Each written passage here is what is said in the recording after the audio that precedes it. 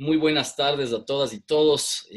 Bienvenidos a nuestro tercer café jurídico virtual, que es una iniciativa que la estamos llevando con la Facultad de Jurisprudencia, obviamente con el apoyo de nuestro señor decano, que lo hacemos sobre todo desde la Cátedra de Filosofía del Derecho.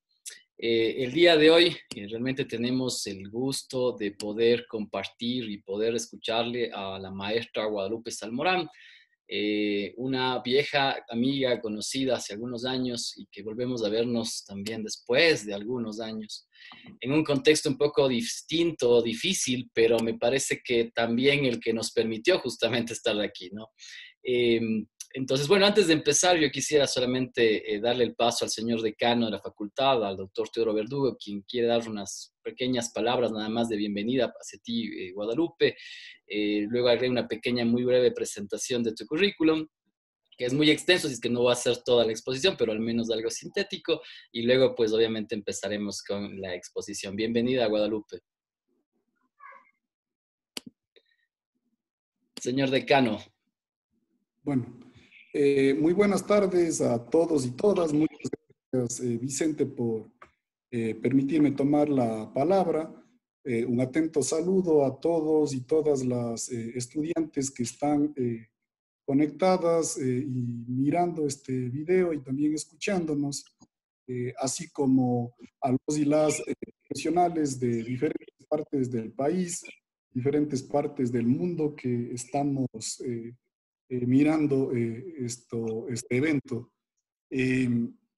Afortunadamente con Vicente tenemos una visión académica que coincide en muchos puntos, y una de esas cuestiones relacionadas con la visión académica que menciono dice relación con la necesidad de extender la cuestión académica más allá de las aulas, establecer un espacio de reflexión donde podamos contar con las visiones y con el apoyo y el contingente de diferentes académicos y académicas, también de diferentes países, que nos permitan aprender y también mirar temas que probablemente ya hemos estudiado, pero desde otras perspectivas.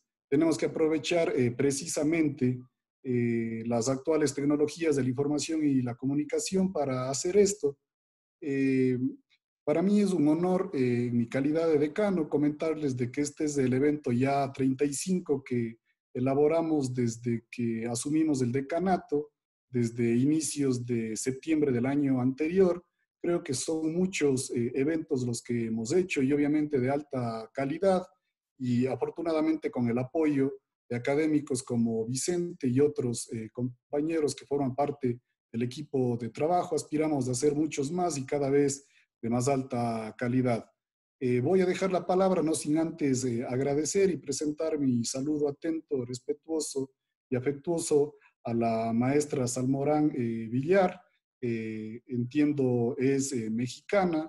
Yo tengo lazos muy cercanos con México porque viví allá casi 5 años, hice mi doctorado en Flaxo, México, y estudié además con una beca del gobierno mexicano, y eso hace que para mí ese país sea muy importante y con el cual tengo muchos lazos y mucho aprecio. Bienvenida, estimada maestra. Sepa usted que estamos atentos y ansiosos de escuchar lo que sabemos serán sus muy bien dichas posturas y palabras en el ámbito académico, y aspiro y espero que pronto nos pueda visitar de manera física. Ojalá luego de que podamos movilizarnos con más facilidad una vez que terminen todas las contingencias relacionadas con esta pandemia. Muchísimas gracias nuevamente, muy amable, y un atento saludo. Bien, muchas gracias, señor decano. Realmente agradecidos también por su apoyo. Bueno, brevemente quisiera expresar algunas solamente de las pocas cosas que podría presentar de Guadalupe, obviamente, en cuanto a su récord académico. Bueno, ella es, ha sido profesora justamente en la división de posgrado en Derecho en la Facultad de Derecho, Facultad de Ciencias Políticas y Sociales.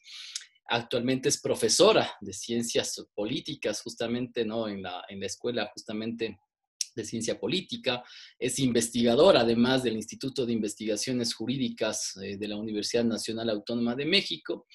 Y bueno, tiene varias publicaciones, pero creo que una de las que más me interesa y la que ya he podido revisar es justamente la de Ecuador y Venezuela, ¿no? Sobre un nuevo constitucionalismo latinoamericano o nuevas autocracias plebiscitarias. Un texto muy interesante que habría que discutirlo y debatirlo.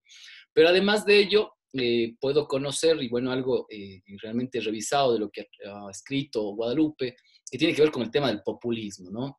Que creo que fue justamente su tesis doctoral, que la desarrolló como un gran maestro, al que respeto mucho, en algunos casos no comparto algunas ideas, que es justamente Michelangelo Bovero, ¿no? Michelangelo Bovero, para quienes no lo sepan, también fue discípulo del gran maestro Norberto Bobbio, ¿no?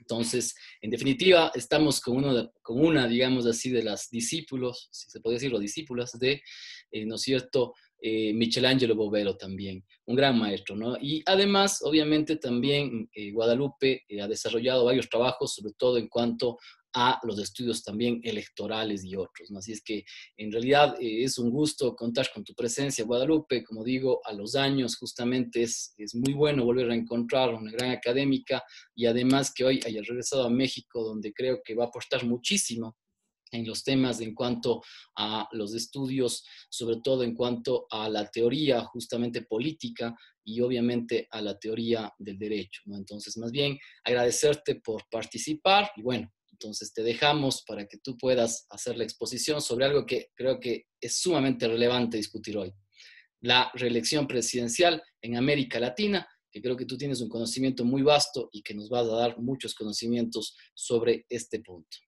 Adelante, Guadalupe.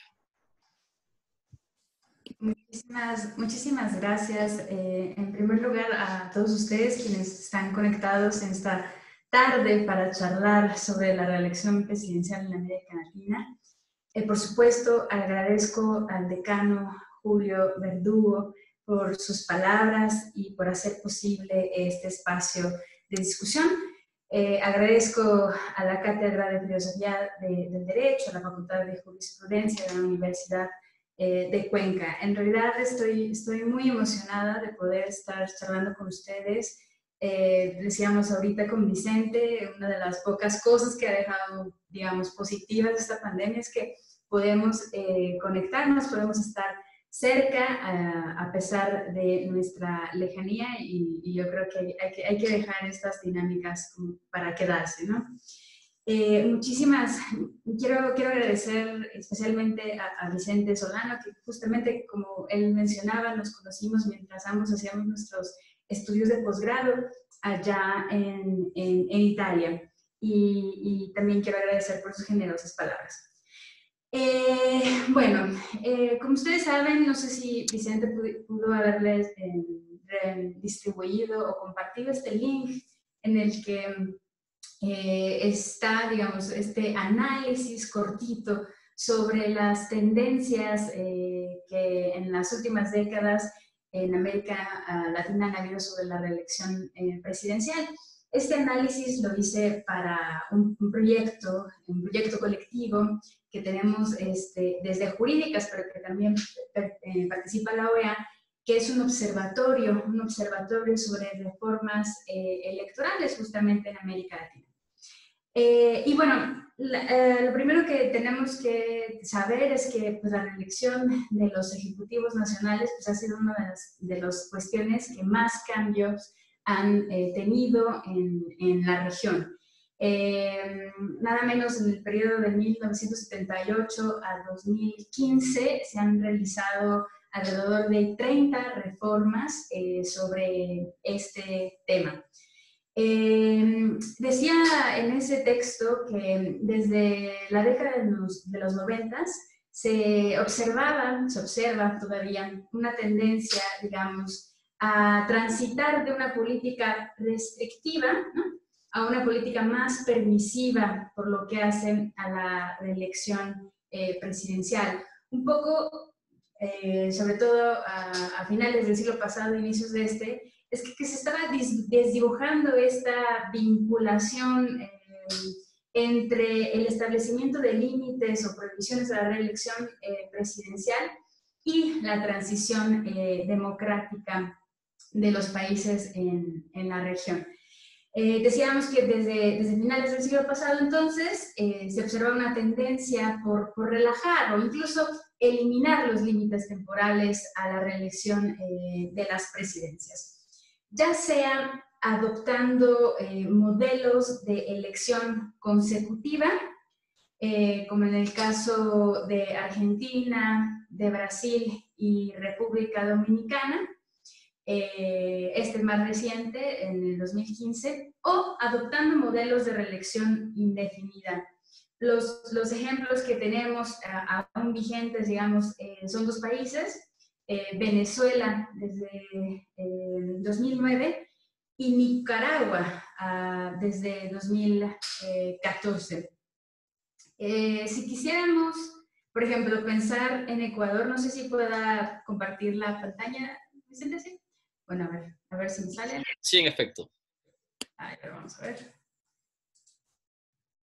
Acá tenemos esto. Preparé aquí unas pequeñas láminas para que esta exposición no sea como tan lineal. Les decía yo que se observan algunas tendencias, ya sea a adoptar la reelección consecutiva en los países que decía, Argentina, Bolivia, Brasil y República Dominicana, que pasan un esquema de elección diferida, es decir, cuando la Constitución exige que haya pasado al menos 1 o 2 periodos antes que la persona que haya desempeñado el cargo de la presidencia vuelva a presentarse en elecciones, a modelos de reelección consecutiva, es decir, sin que tengan que, inmediata, ¿no? Sin que tenga que pasar algún periodo constitucional. Y a los casos de Venezuela y Nicaragua, a los que hacía referencia, que pasaban de un esquema de reelección diferida a un esquema de reelección consecutiva sin límites temporales, y por eso mismo se dice que ilimitada. En el caso de Ecuador es interesante porque en realidad ha pasado por distintos modelos de reelección presidencial, ¿no? Desde 1978, que había una prohibición por la Constitución de la reelección presidencial, a uno de reelección diferida, para en 2008 pasar con la nueva Constitución a un modelo de reelección consecutiva por una única vez. Llama la atención, por ejemplo, la enmienda constitucional de 2015 que eliminaba los límites temporales a la reelección presidencial, haciéndola un tipo de reelección ilimitada, bueno, que cambió justo recientemente con el referéndum constitucional de 2018, en el que se restablecen las reglas de 2008. El esquema de reelección, como ustedes saben, en su país pues nunca entró en vigor. Se esperaba que sucediera en 2021, pero pues hubo esta reforma constitucional antes que eso sucediera. Ahora, si nosotros, eso es, digamos, por algunas tendencias a través del tiempo en las últimas décadas, pero si nosotros quisiéramos sacar una fotografía, ¿no?, de cuáles son los esquemas o los modelos de reelección presidencial en América Latina, tendríamos que son los siguientes. La fuente, como les decía, es de este proyecto del Observatorio de Reformas Políticas en América Latina, que tenemos en Jurídicas, en convención con la OEA. Y bueno, lo que podemos observar acá, ahí no sé cómo poner a los participantes, es que por un lado tenemos aquellos países, 6 países, que prohíben la reelección en cualquiera de sus formas. Llama la atención, por ejemplo, en que estas reglas fueron establecidas o entre los años 80 y 90. México, desde 1917, tiene un principio de no reelección, ¿no?, que no se ha modificado hasta ahora. Y Colombia lo estableció esta regla apenas en 2015, digamos que ese es el ejemplo, el caso que llama la atención, digamos, por ser tan reciente. Luego tenemos este modelo de reelección diferida, ¿no?, que les decía, que permite a quien haya ocupado el cargo de la presidencia presentarse después de que hayan transcurrido nuevos periodos. Ahí están establecidos, digamos, cuáles son los países que admiren este modelo que fue adoptado.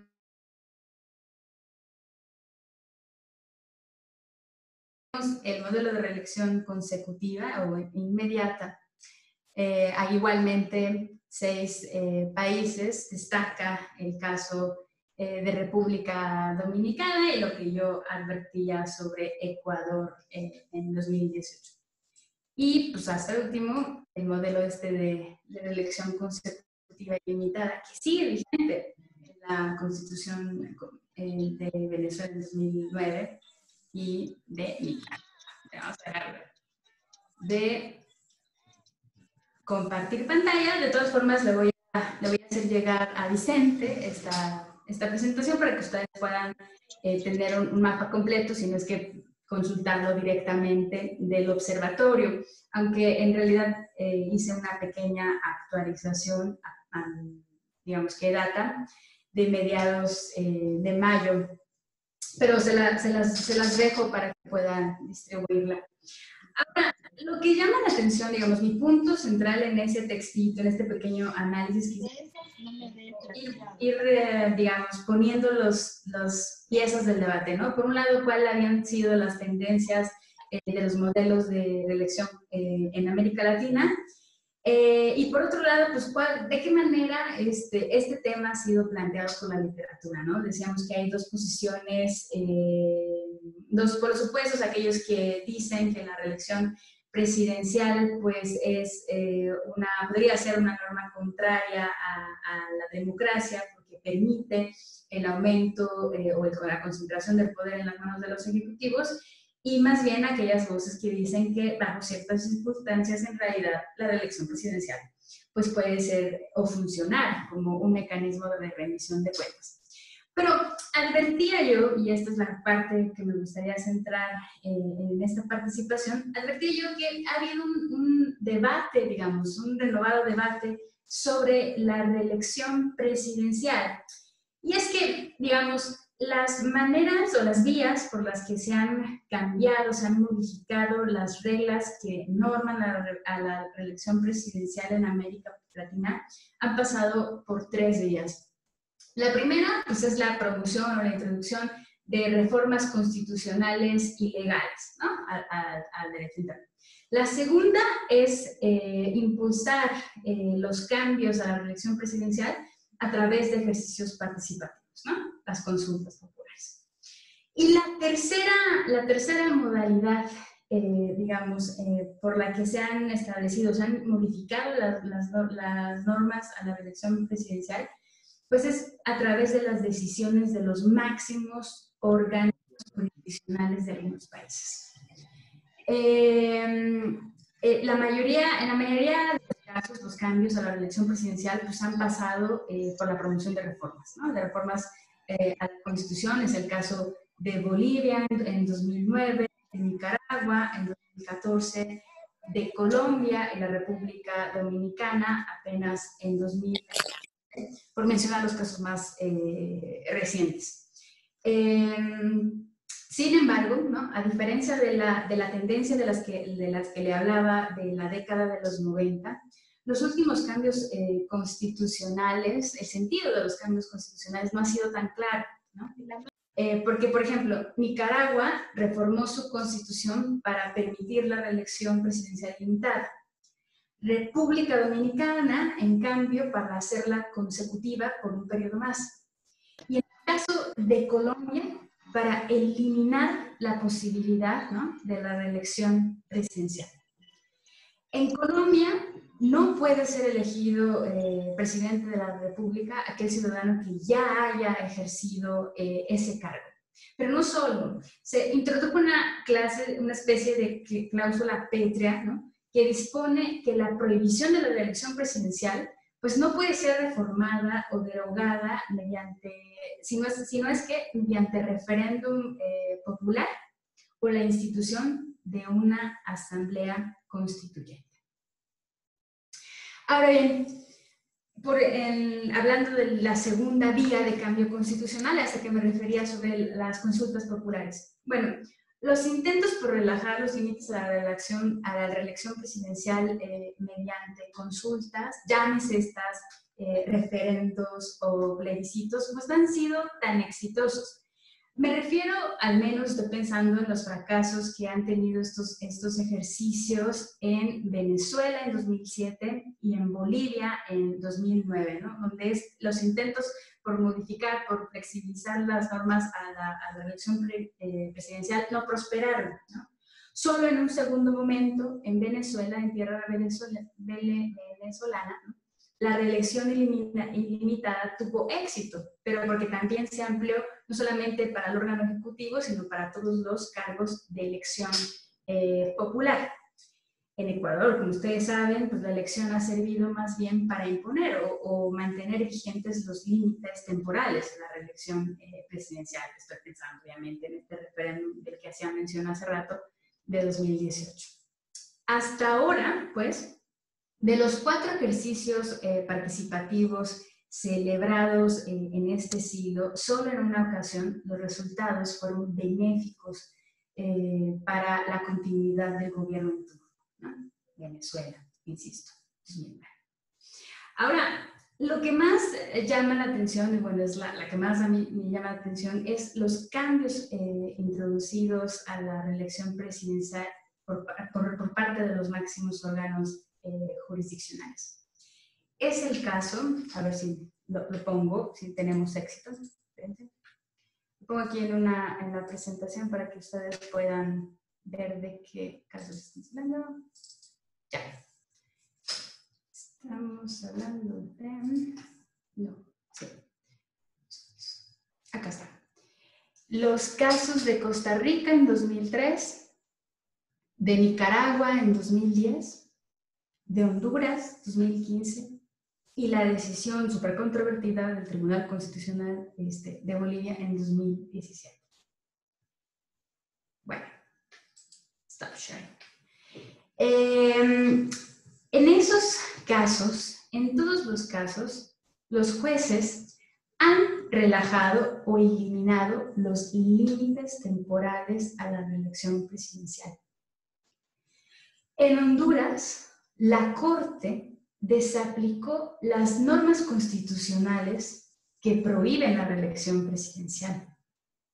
Y en Costa Rica y en Nicaragua se inaplicaron las normas que regulaban la reelección diferida para hacerla consecutiva y, en el caso de Nicaragua, eliminando cualquier límite temporal. Algo similar sucedió en Bolivia, en que a partir de la Constitución de 2009 hay un modelo de reelección consecutiva. Bueno, con esa decisión del Tribunal Constitucional Plurinominal se eliminaron también los límites temporales a la reelección de los ejecutivos nacionales. Estas decisiones se tomaron muchas de las veces, ¿no?, con órganos jurisdiccionales controlados, o ya sea por el gobierno o los partidos oficialistas, ¿no?, que han permitido a algunos presidentes pues, conservar su cargo durante varios periodos consecutivos o incluso de manera vitalicia. Sin embargo, no me interesan para efectos de esta exposición tanto los factores políticos que mediaron para esa decisión o los cálculos políticos que los jueces hicieron para tomar sus decisiones. Lo que me interesa resaltar es el uso por parte de los jueces del discurso de los derechos humanos para inaplicar o para declarar inconstitucionales las reglas que norman la reelección presidencial.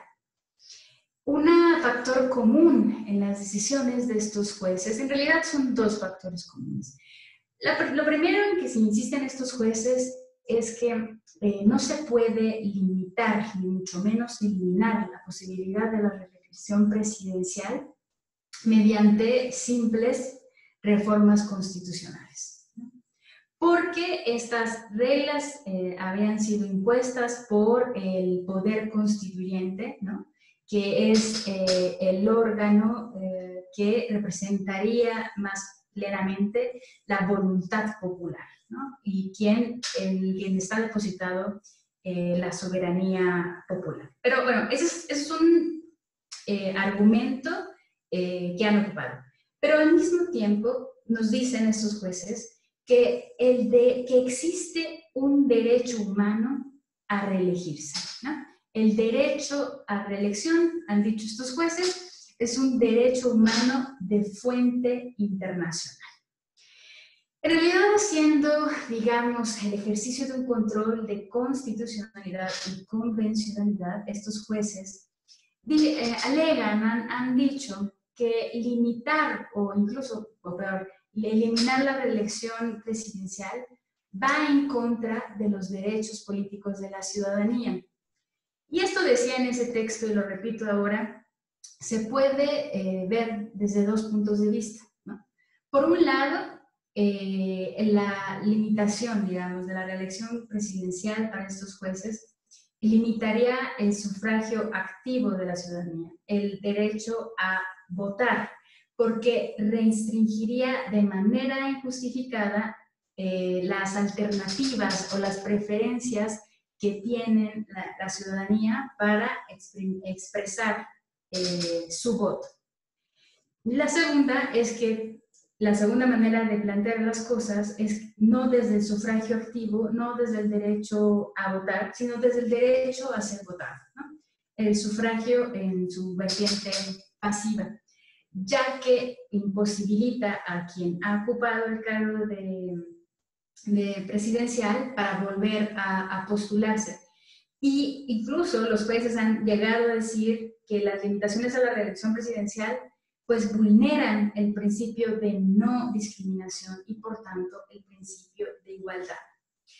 Alegan los promoventes, digamos, que están siendo objeto de un trato discriminatorio, injustificado.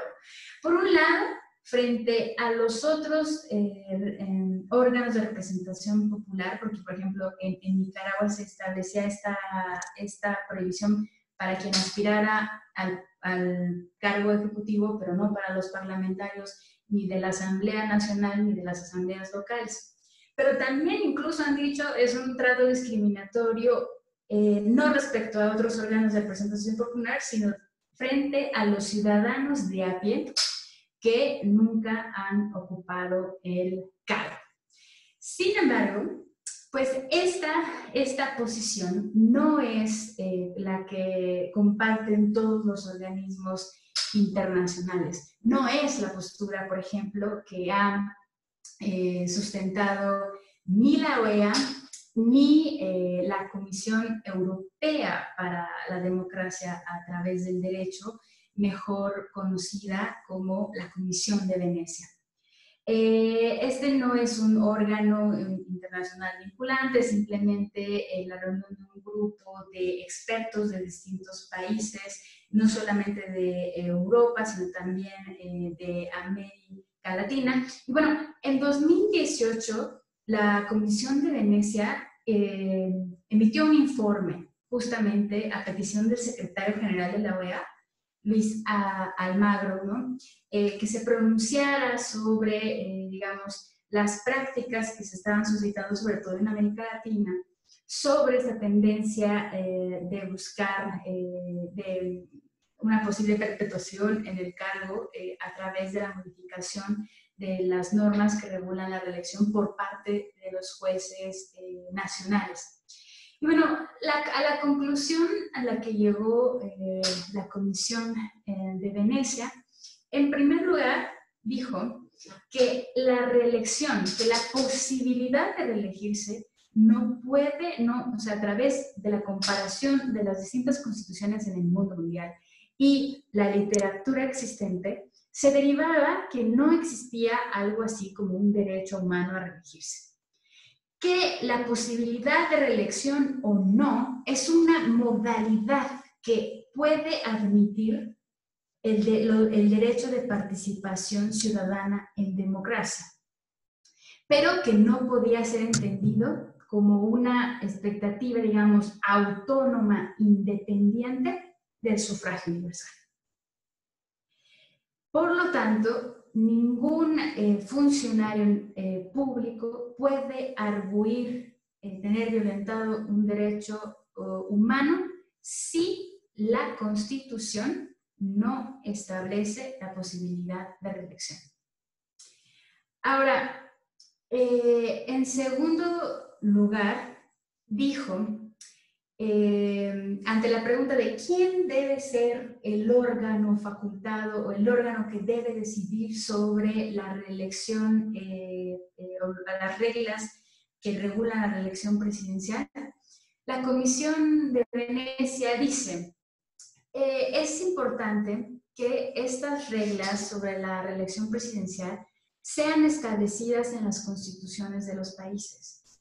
Y da igual si estas reglas son instituidas por las asambleas constituyentes o el poder reformador derivado, como decimos los abogados, de la Constitución. Lo importante es que estén establecidas en la norma fundamental de los estados. Lo que sí es una práctica irregular, continúa la Comisión de Venecia, es que se intenten modificar estas reglas a través de ejercicios participativos convocados por los propios ejecutivos de los países y mucho menos por las decisiones de los tribunales, aún así sean los máximos tribunales jurisdiccionales en los países. Porque menciona que la posibilidad de reelección de los ejecutivos nacionales es un tema de primer orden que debe estar sujeto a un mayor escrutinio público, ¿no? Dado los impactos que la reelección pueda tener para el sistema político, la estabilidad del país y la confianza de la ciudadanía en el sistema electoral. Ahora, también dijo, y ya digamos fuera del discurso de los derechos, pues que imponer límites razonables, justificados a la reelección presidencial, pues es una práctica que ha favorecido no solamente la transición democrática de los países latinoamericanos en la década de los 80 y en la década de los 90, por ejemplo, sino también, digamos, facilita de mejor manera, favorece a la alternancia del poder en esos países. Ningún mandatario, ya dije, puede apelar a la garantía de los derechos para desconocer, ¿no?, los límites que la Constitución pueda establecer a la reelección presidencial. Segundo, las limitaciones constitucionales a los periodos presidenciales pues tienen como finalidad evitar que una misma persona, ¿no?, ocupe la presidencia durante un largo tiempo o un tiempo excesivo o prolongado, ¿no? Se creen, o al menos esto es lo que hemos podido aprender a partir de la experiencia histórica, pero también de los últimos casos recientes en algunos países, y estoy pensando en Venezuela, Nicaragua y Bolivia, que entre más tiempo un presidente ocupa el cargo, más fuerte es la tentación por permanecer en él. La reelección de las presidencias en límites temporales pues dificulta la rotación y la renovación del poder político. Y en ese sentido pues puede convertirse en una perversión hacia la democracia.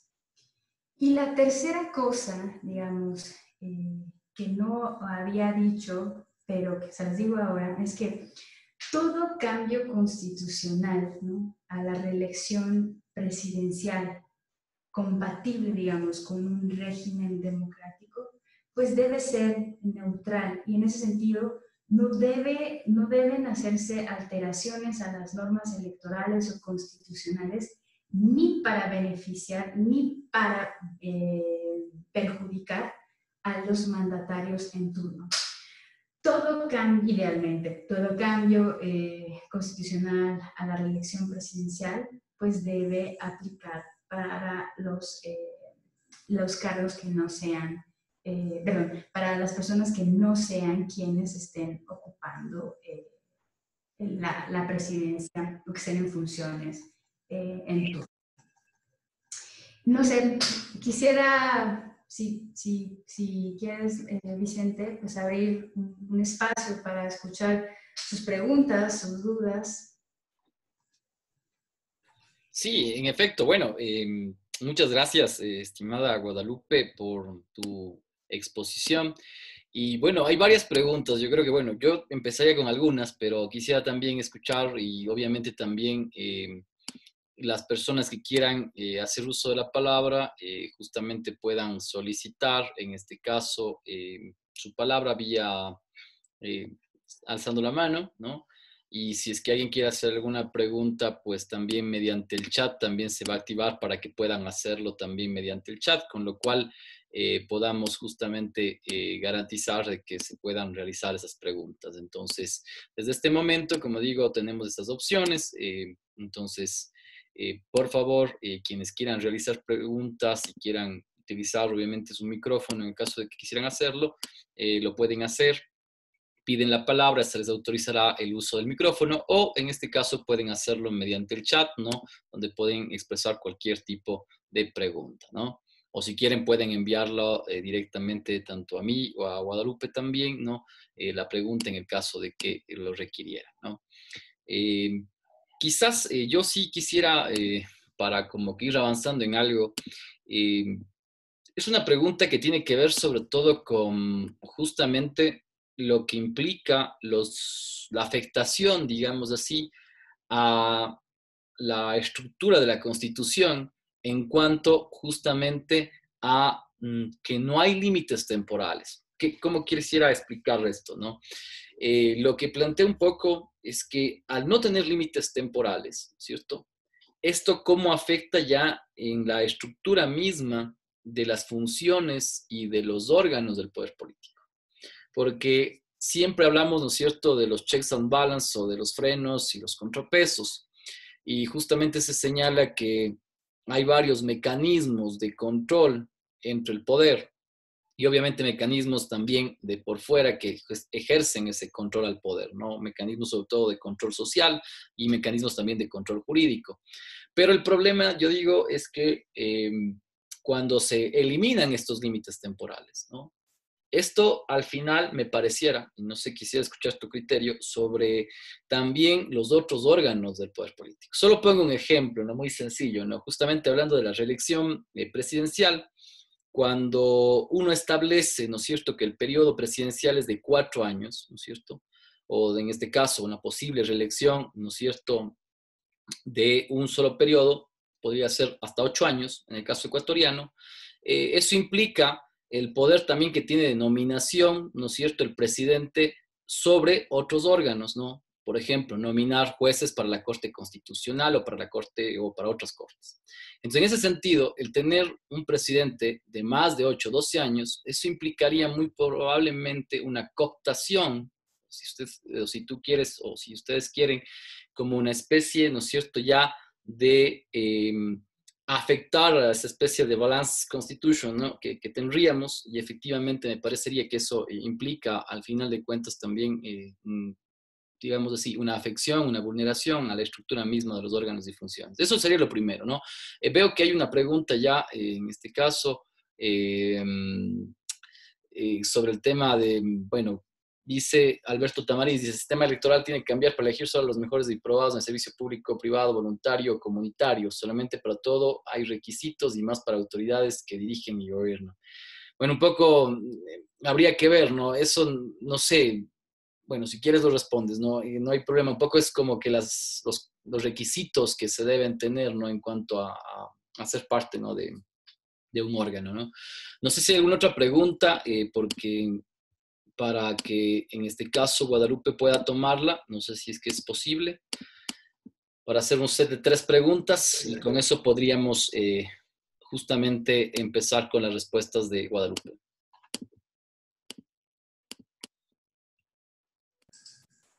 Nadie tiene una duda, todo quedó súper claro. Todos quieren reelegirse.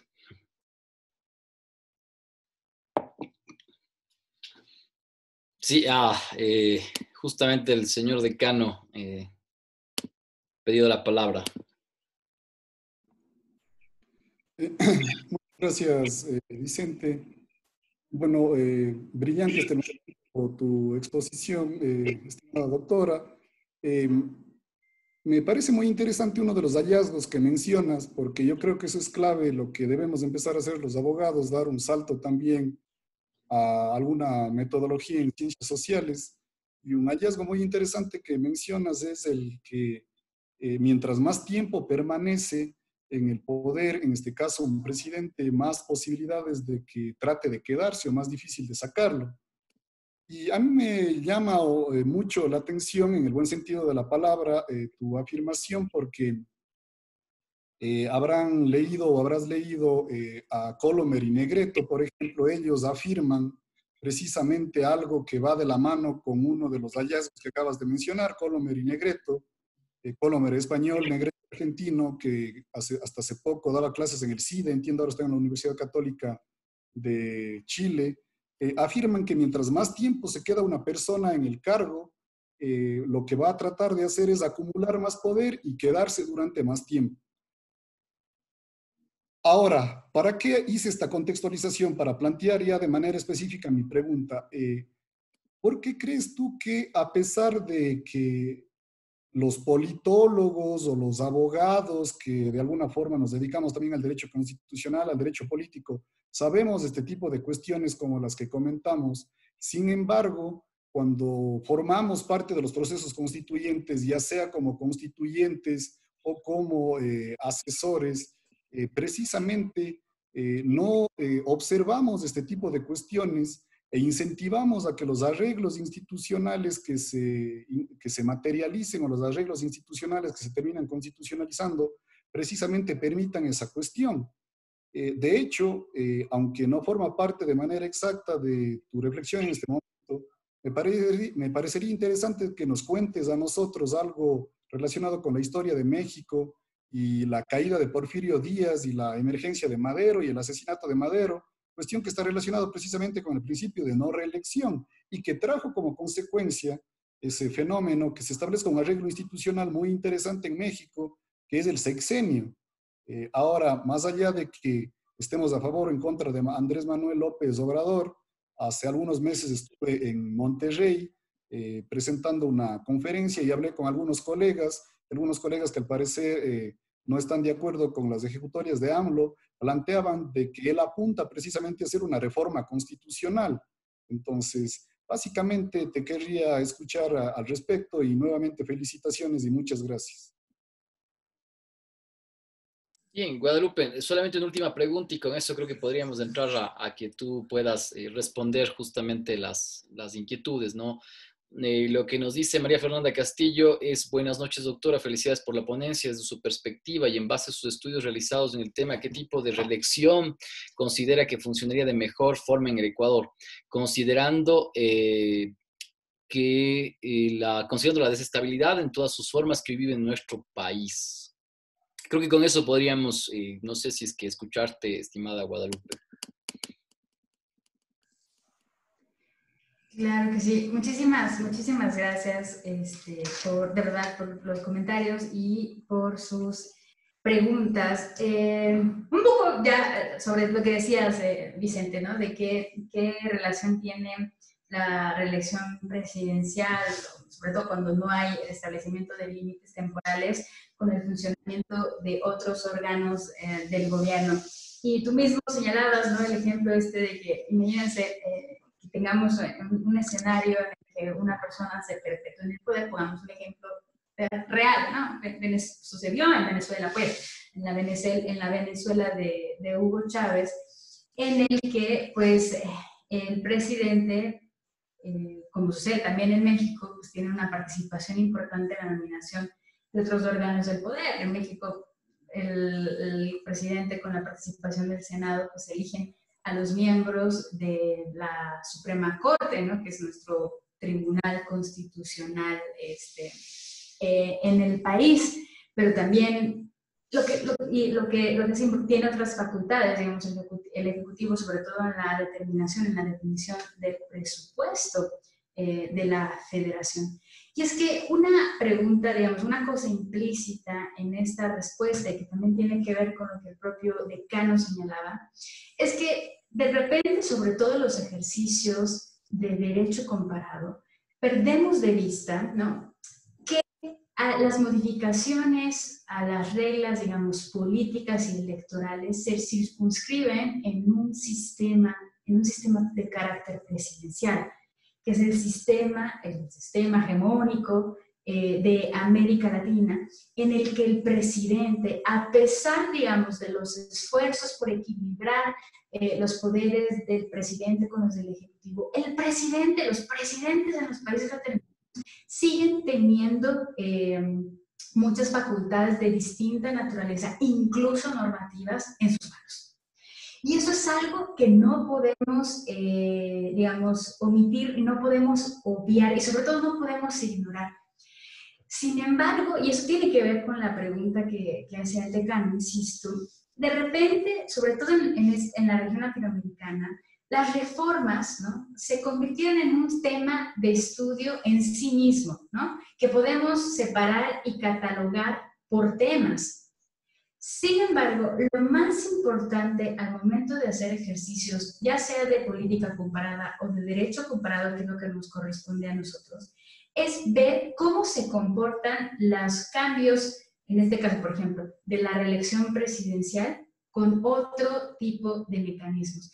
Yo me acuerdo, y estaba yo peleada, digamos, con esta literatura, sobre todo española, portuguesa, de la que hacía referencia Vicente en este artículo sobre el nuevo constitucionalismo latinoamericano, porque justamente esas personas hacían una disección, ¿no?, en la manera en la que interpretaban los cambios y daban la bienvenida, digamos, a los cambios, a la parte dogmática de la Constitución, pero se olvidaban de ver cuáles habían sido esos cambios o no, la parte orgánica de la Constitución, esa que regula la articulación y la distribución de los poderes entre los distintos órganos del Estado. Y justamente, bueno, digamos, una característica política de los países que han establecido o han intentado establecer la reelección presidencial ilimitada, es el mismo caso de Ecuador, por ejemplo, es que en esos países, en Bolivia, en Venezuela, hubo un partido o una fuerza política mayoritaria que le permitía tomar en solitario las decisiones, no solamente de política pública y de decisiones políticas, sino también las reformas constitucionales. En realidad, no es que quienes forman parte de la Asamblea Constituyente sean inconscientes de los cambios que van a producir. Es que cuando los cambios son promovidos y aprobados por una sola fuerza política o por una fuerza política hegemónica, va a buscar precisamente modificar e incluso manipular las reglas, no solamente legales, sino también constitucionales, para poder beneficiar a su propia fuerza política y dificultar, en ese sentido, el pluralismo político y la alternancia en el poder. Y no estoy hablando simplemente así porque esta es mi opinión, no. Es que si uno va a ver en su conjunto las reformas promovidas en estos tres países, estoy pensando en Ecuador, en el Ecuador de Rafael Correa, pues es que sí puedes hacer un nexo, un link entre las distintas reformas o las distintas maneras en las que los órganos constitucionales, los órganos máximos jurisdiccionales fueron renovados y fueron cooptados, digamos, por oposiciones oficialistas o afines con el gobierno, las modificaciones a los sistemas electorales. En el caso de Venezuela es muy claro, ¿no? No solamente se eliminó el Senado, sino también se modificaron las reglas electorales para hacerlo más mayoritario, pero es que también se introdujeron mecanismos de participación ciudadana que en teoría iban a distribuir, iban a devolverle al pueblo la participación en la política. Lo que no nos dimos cuenta todos es que esa misma prerrogativa fue reconocida en manos de los ejecutivos. Eso que muchas de nuestras constituciones llaman referéndum no son más que plebiscitos. Y cuidado con eso, porque los plebiscitos, los mecanismos de participación ciudadana no son intrínsecamente democráticos, pues, o sea, no cuando no son ejercicios iniciados y controlados desde abajo, y simplemente son ejercicios que ocupan los ejecutivos para reafirmar las decisiones que ya tomaron. Un poco he ido saltando digamos, he ocupado este razonamiento para intentar responder a Vicente y a Julio. Y en México, digamos, como se dice en Ecuador, estamos un poco curados de espanto, ¿no? Con esta cosa de la posibilidad de la reelección. Uno de las banderas políticas, como lo mencionaba el mismo decano, de la Revolución Mexicana fue precisamente el principio de no reelección a partir de la experiencia de la dictadura que tuvimos con Porfirio Díaz, ¿no? Y que a pesar, digamos, de que desde 1917 esta constitución, resultado de esa guerra civil, de la Revolución Mexicana, pues a pesar de que no existe la reelección presidencial o la posibilidad de que los presidentes se reelijas, en realidad también venimos de un pasado en el que existía un partido hegemónico, en el que la alternancia o los partidos o las fuerzas contrarias a aquel que era el partido hegemónico, el PRI, estoy pensando, pues no existía. La posibilidad de alternarse en el poder. Ahora, la última pregunta es la más difícil, o sea, no sé si Fernanda, ¿no? Oiga, a ver, ¿cuál es el modelo de reelección a la presidencia ideal para Ecuador? Miren, en realidad no lo sé, no hay algo así como una receta que nos diga qué modelo de elección es la mejor para un país. Lo que dice la literatura especializada es que no podemos hacer este razonamiento en abstracto, ¿no? Y que tenemos que ir a ver las condiciones sociales, económicas, históricas de Ecuador. Lo único que puedo decirles es que, digamos, fue una buena noticia en términos democráticos que en 2018 se restablecieran, digamos, los límites temporales a la reelección consecutiva por una única vez. Y creo que eso lo tenemos que tomar como digamos, una buena decisión, precisamente por las experiencias que todavía son vigentes, no son ejemplos históricos de los libros de historia en Nicaragua, en Venezuela, y vamos a ver lo que pasó con Bolivia. Es que allá también existía un mecanismo, a partir de la reforma constitucional de 2008, pues ahí también existía un modelo de reelección consecutiva, pero limitada. La interpretación del Tribunal Constitucional permitió a Evo Morales que por cuarta vez consecutiva se presentara a las elecciones. Elecciones que, según los últimos datos, tal vez le favorecían, pero que tuvo que renunciar a su cargo precisamente en medio de protestas, porque esta decisión fue tomada por un grupo de juristas, ¿no?, del Tribunal Constitucional, cuando la población ya en este referéndum que se había hecho en 2016 había dicho que no. O sea, digo, tenemos ejemplos muy recientes como para poder dar la bienvenida a esta decisión, digamos, que tomó el gobierno actual junto con la ciudadanía, ¿no?, en Ecuador. Bueno, Guadalupe, dos últimas cuestiones que nos han puesto también en el chat y que puedes, si quieres, leerla también. Mateo Javier Suquilanda dice: el criterio de idoneidad en la profesión de las autoridades electas de manera popular sería un ataque a la democracia o garantizaría que la democracia representativa cumpla con sus objetivos. Marcelino Chumpi dice: estabilidad, continuidad de políticas públicas se puede consolidar en el sistema de elección indefinida presidencial como caso Cuba. No sé si es una pregunta o es una afirmación, pero puedes comentarlo, ¿no? Y peligro de reelección es llegar al totalitarismo, dice, ¿no? Creo que podríamos con estas preguntas y también afirmaciones, si puedes comentarlas, creo que para ir cerrando este panel, ¿te parecería, Guadalupe? Que están Claro que interesantes. sí. Además, solamente antes de que digas algo, hay una cuestión interesante, ¿no? porque, por ejemplo, la Corte colombiana limitó, por ejemplo, la posibilidad de reelección de Álvaro Uribe, ¿no? Y en cambio la Corte Constitucional de Bolivia admitió más bien justamente la posibilidad de reelección de Evo Morales. Y las dos cuestiones importantes que quizás son casi como que anecdóticas, es que en los dos casos se veía que los dos tenían apoyo popular. O sea, Álvaro Uribe muy posiblemente, si es que se admitía, ¿no es cierto?, la permisión de la cláusula constitucional de reelección, implicaba en efecto que podía presentarse y ganaba. Y casi como tú decías, muy probablemente tal vez Evo Morales ganó las elecciones. Entonces, ahí un poco me quedaba con una cuestión, ¿no? Si es que obviamente hablamos de elecciones, bueno, se prevería, ¿no es cierto?, de que no deberíamos estar de acuerdo justamente con la reelección presidencial, más allá de lo que digan las cortes constitucionales, pero las cortes en algunos casos también han sido muy esquizofrénicas, quizás en algunas cosas, y obviamente creo que no hay una línea, y eso también quisiera, no sé si con eso que tú termines también, no hay todavía como que una línea desde el sistema interamericano de derechos humanos claro, digamos así, como para decir, oiga, no, la reelección presidencial definitivamente indefinida o la reelección presidencial indefinida es mala, ¿no? Como que decir claramente, oiga, esto va en contra de los valores democráticos, ¿no?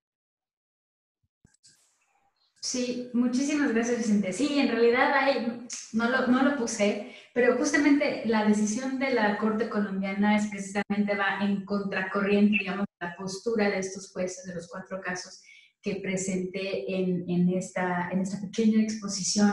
Y en realidad ahora no tengo los datos en la mano para saberlo, pero si uno uno se va a pensar en, a ver, ¿por qué dos cortes llegan a una decisión distinta, ¿no? A pesar de tener los mismos elementos del derecho?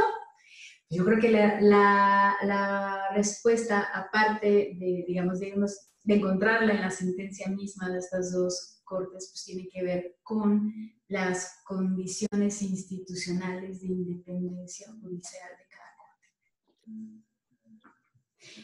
Pero bueno, es una pregunta, ahí apúntenla, de tesis, ¿no?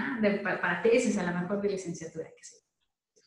Ahora, lo que decía nuestro compañero Mateo sobre, a ver, si entendí bien, se refiere a que a las personas que van a ocupar los órganos de representación popular, ¿no?, de elección popular, necesitan tener la profesión, qué sé yo, de política, ¿no? ¿A eso se refiere?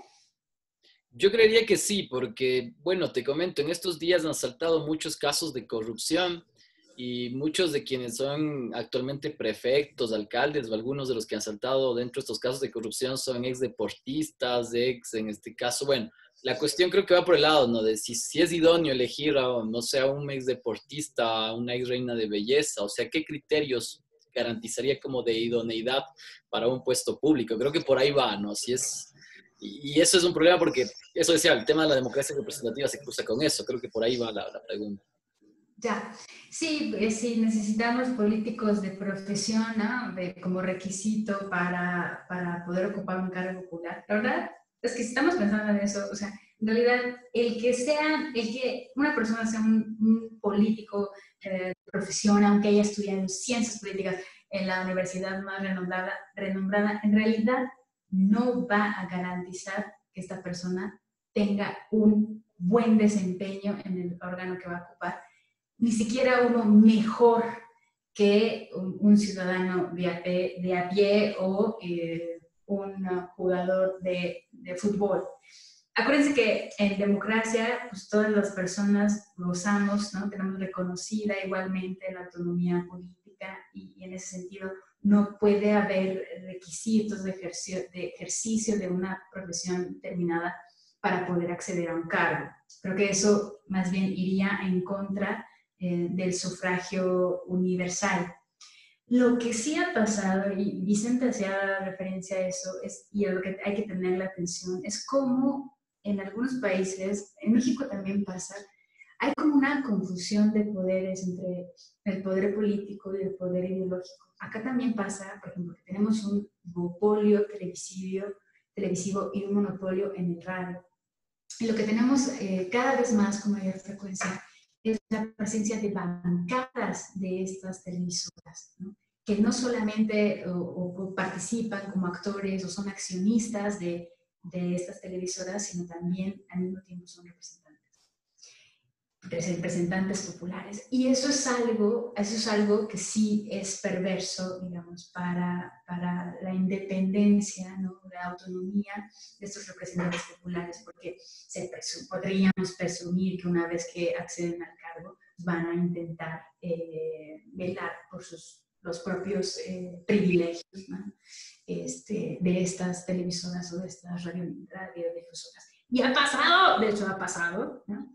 Últimamente el Ejecutivo en México pues ha disminuido, él prometió a las televisoras regresar dice él, los tiempos del Estado a las televisoras y a las radiodifusoras, a pesar de que la Constitución, nuestra Constitución, marca tiempos específicos de los tiempos del Estado que deben ser dedicados a las campañas electorales, ¿no? Nosotros tenemos una regulación bizarra ahí, pero bueno, digo, puede haber conflictos de intereses entre estas personas que ejercen estas profesiones cuando acceden al cargo de representación popular. Y la otra, ya no me acuerdo cuál era, Vicente. Había una afirmación sobre el tema de que, por un lado, decía Cuba es como la reelección presidencial garantiza estabilidad, y bueno, que es un elemento que a veces se señala, ¿no? Y por el otro lado, en cambio, otros decían que la reelección tiende al totalitarismo. Creo que va conectada ahí, ¿no? Pues que fíjense, si uno va a ver los índices, yo diría, sí, a ver, déjame leerlo bien en Cuba. Este video se puede consolidar con el sistema de elección de como el caso. Ok, sí, claro. De hecho, en la literatura, hay en el textito ¿sí se los compartiste, Vicente? Sí, les compartí el link, está compartido. Ahora, obviamente, tenemos para revisarlo, además, ¿no? Vale. Nada más para saber si lo tenían en la mano. Yo decía, sí, uno de los argumentos clásicos, los clásicos argumentos que se mantienen en la literatura para apoyar la reelección presidencial, por ejemplo, estamos hablando de modelos de reelección consecutiva, no necesariamente ilimitada, es que pues, permite un mayor tiempo para que los presidentes pues, puedan cumplir con los proyectos políticos, con sus promesas de campaña, tener una mejor planeación y no simplemente, como en muchos casos, en México son 6, pero en Ecuador son 4, ¿no? Los años que tiene un presidente a su cargo. Y sí, ese es uno de los argumentos, digamos, a favor de la reelección presidencial. De hecho, lo presentan como un mecanismo de rendición de cuentas. El problema sigue siendo, y acá quise exponer algunos argumentos para decir por qué podría ser potencialmente antidemocrático un modelo de elección indefinida, es que termina perpetuando a una persona en el poder. Y no es casual que Cuba, Nicaragua y Venezuela sean los tres, bueno, Cuba no hay duda, Venezuela ahora tampoco, Nicaragua a veces, no hay duda de que esos tres países son los países no democráticos de la región. No es una casualidad. Ahora, no estoy diciendo que reelección indefinida necesariamente nos lleve al totalitarismo, como alguno de los compañeros o compañeras de UNCED dice, pero sí es una manera, hemos tratado de insistir en eso en esta exposición, de una acumulación, digamos, de poder o concentración de poder en los ejecutivos, ¿no? Nacionales, al que hay que estar atento.